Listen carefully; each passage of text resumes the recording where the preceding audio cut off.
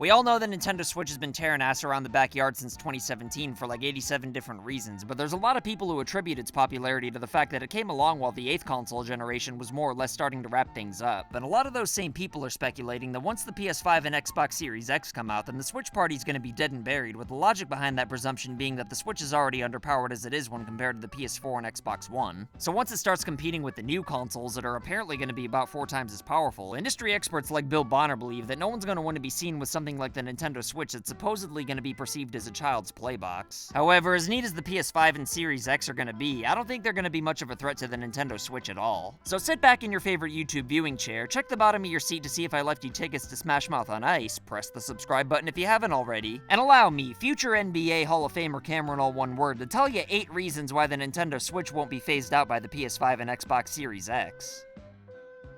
Number 8. The Nintendo Switch already had a huge head start. The Nintendo Switch came out at a really weird time thanks to the botchery of the Wii U, and it's pretty much Nintendo's do-over. But while some insane people like to pretend it's still a part of the 8th generation somehow, my turd burglar candy ass would wholeheartedly disagree, because the idea of a console being in 2 different generations somehow is just plain silly. But then again, the idea of console generations in general is pretty silly too. Regardless of which console generation you classify the Switch under though, it's pretty clear that it's going to be competing with the PS5 and Xbox Series X for the foreseeable future with Nintendo's full support. And given how important establishing an install base is, I think that automatically gives Nintendo a huge advantage for a long time before they start to run out of steam. However, once the above average sized end does inevitably run out of steam, they could always throw another log in the fire to push things a little further, which brings me to... Number 7. New Switch models are probably going to be made. While I do always say that graphics have been becoming less and less important after gaming reached the everything looks fine milestone in the 7th generation, they are still important to some extent. And even though most people really are okay with the Switch's power right now, they're eventually going to start noticing the differences between Sony and Microsoft's consoles as time goes on, just like they did with the Wii. And that's when I'm pretty sure Nintendo's going to drop a new Switch model that's a little more capable. Obviously, I don't really have any way of knowing since my anonymous source, R. Fizeme or Reggie F, was somehow compromised, but these days hardware updates seem to be all the rave. I mean, after all, we already have the friggin' Switch Lite, which doesn't exactly add any more power per se, but even if a new Switch model is something as simple as a permanently docked console, a new design without any graphical upgrades, or even just new color variations, it's still gonna lead to a spike in sales, which is gonna keep the fire going, whether it be current Switch owners getting new models or non-Switch owners finding something that finally suits their tastes, especially at cheaper price points. Speaking of which... Number 6. The PS5 and Xbox Series X are probably gonna be expensive as hell for a little while. One of the Switch's biggest selling points has been that it's relatively cheap for a new console at $300. And on a side note, the fact that the PS4 and Xbox One are currently cheaper than the Switch and not selling as well proves 2 of my points. 1, that graphics aren't as important now as they were before with people paying more money for less, and 2, that the 9th console generation's already begun. But anyway, while I really have no idea of knowing how much Sony and Microsoft's next consoles are going to be, I can pretty much guarantee they're going to be more expensive than 300 bones, which is going to make the Switch the cheapest console on the market. Before you type a short storm in the comments though, I'm not saying the PS5 and Xbox Series X aren't going to be worth it though. In fact, you can bet your dad's moderately attractive ass that I'm going to get one, if not both of them, but for many people who don't care about or even notice the graphical differences, maybe parents shopping for their kids or whatever, the Switch is going to be a lot more appealing for the immediate future for reasons I'll get into in a little bit. Plus, in addition to $300 being a lot cheaper than the other 2 next generation consoles are going to be, the Switch Lite's only $200, and if sales start slowing down a bit, Nintendo could do a price cut or even start bundling games in with the hardware. Although I'm pretty sure the aging PS4 and Xbox One will stay competitive for a few more years with price cuts and bundles of their own. And given how many people own these consoles, I'm pretty sure they're going to stick around for a few more years, which sounds great for Sony and Microsoft, but it's really kind of a double-edged sword because... Number 5. Most third-party games are going to be multi-gen for a little while.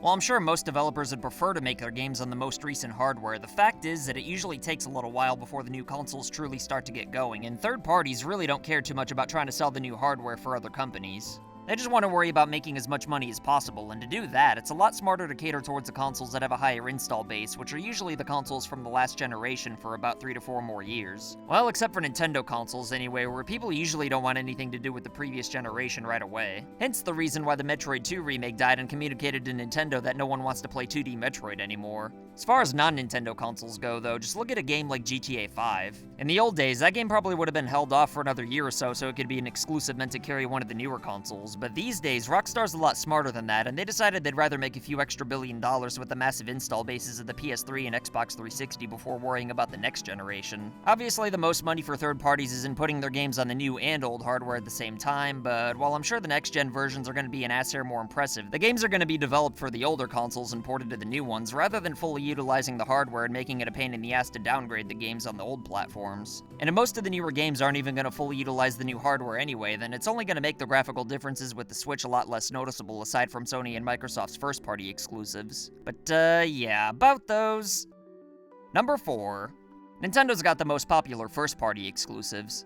I know this kind of sounds objective and opinion-based, but even from a popularity standpoint, it's kind of hard to argue that Nintendo doesn't have the best arsenal when it comes to first-party IPs in gaming, and it can't be denied that there's a lot of people out there who need Nintendo games in their lives. I mean, Nintendo IPs are so in demand that in a lot of ways, it's not even a competition between Sony and Microsoft in the sense that you either want Nintendo games or you don't. And on the flip side, you either want PlayStation/Xbox games or you don't. The real competition's between Sony and Microsoft because they mostly offer the same kinds of games and experiences, whereas Nintendo's kinda off in the corner doing its own thing, and any multiplats it gets is kinda considered a bonus. So if you're like me and many other people who wants all kinds of different games, then chances are you own a Nintendo platform already, and you're gonna choose between PlayStation or Xbox for the other half of the games. But Cameron, if people really need Nintendo games, then why is it that the Wii U failed, you butthole? Well, because it was competing with the 3DS, you turkey. And since graphics and gaming had already reached the everything looks fine milestone that I mentioned earlier, then it only made sense for gamers to get their Nintendo needs met with a considerably cheaper 3DS that had way more first and third-party games that were just as good as the Wii U, albeit a little less pretty. And not only was it a genuinely better platform than the Wii U in every conceivable way besides the graphics, it was also portable just like the Switch. And speaking of portability,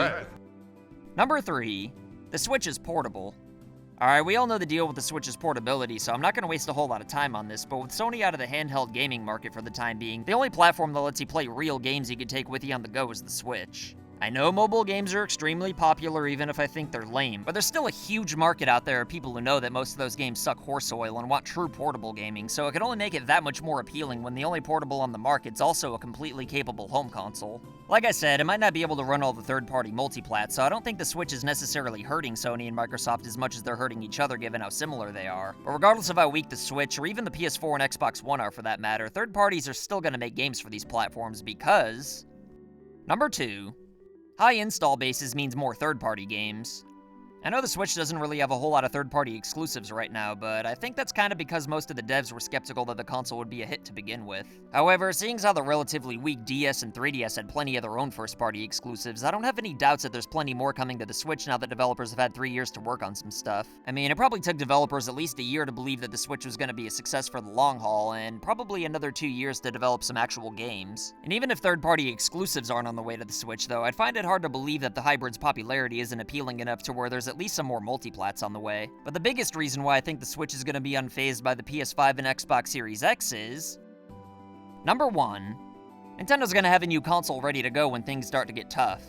One thing people seem to forget about the Switch going up against the PS5 and Xbox Series X is that it doesn't necessarily have to outlive both consoles to remain a success. All it's really got to do is make it to about the halfway point when the Switch would have naturally been done anyway, which is probably around the time when the other 9th generation consoles are going to start hitting their stride. Which is why Nintendo abandoning the Wii U is probably a lot smarter than we all thought. I know a lot of people probably felt ripped off by Nintendo over that, and if you're one of the 12 people who bought a Wii U, then I don't even blame you, even though I feel like I got my money's worth out of it. But you know what? Nintendo disrupting the timing of when they release new consoles is actually brilliant in the long run, because rather than sticking to the same schedule as the other two companies, Nintendo's ensured that the momentum's always going to be on their side. Sony and Microsoft's next-gen consoles usually have a hard time in the beginning because third parties prefer to make more money by keeping their games multi-gen, but since Nintendo's first-party titles are must-have for their fan base, they don't have to rely on third parties to build their new consoles. This isn't all good since it means games like Metroid 2 have to die when they're released on older platforms, but it's good for the above-average sized den in the sense that fans know when a new Nintendo platform comes out that that's where all the best games are going to be. So I'm pretty sure that whenever Nintendo makes a new console that fans are going to jump all over it rather than lollygag on the Switch for a few more years. If Nintendo stuck with the Wii U this entire time and released the Switch in 2020, I'm sure it would have been more powerful than it is now, but it also still wouldn't compare to the PS5 and Xbox Series X anyway. I mean, after all, I'm pretty sure keeping the Switch cheap was a relatively high priority for them. And while I'm sure the Switch still would would have been successful in 2020 with the hybrid concept, it wouldn't have been nearly as impactful while having to share the same spotlight with two other consoles that are launching in the same window. And I don't know about you, but I think it'd be dumb as hell if Nintendo tried to push the Switch through the 9th generation just to get back on the same schedule as Sony and Microsoft, because deviating from that schedule is probably the best thing that ever happened to them, whether it was intentional or not. Obviously, why rush a new console if the Switch is still selling out the ass, but I'm pretty sure it'll be time for N-Dog to upgrade about halfway through the 9th generation. And assuming they stick with the hybrid concept, it's probably going to be the same exact situation all over again. Sony and Microsoft are going to have the stronger consoles, but Nintendo's 10th generation console is going to be about half of that, with probably half the third-party multiplats that are going to be watered down, sure, but they're also going to be portable with must-have first-party titles to do all the heavy lifting. But let me reiterate, while I don't think the PS5 and Xbox Series X are going to phase the Switch out, I also don't think the Switch is going to hurt them either, since Nintendo offers a very different experience than Sony and Microsoft. But anyway, what do you think? Are the PS5 and Xbox Series X going to kill the Switch, or do you think that the Switch is different enough to survive until whenever Nintendo's next console is going to come out anyway? Either way, let me know what you think in the comments below, and as always, I'll try my goddamnedest to respond to everybody. But let me tell you, if there's two people who could definitely stop all these consoles dead in their tracks, then it would definitely be today's patrons of the day, Tim Ford and Israel Basarios.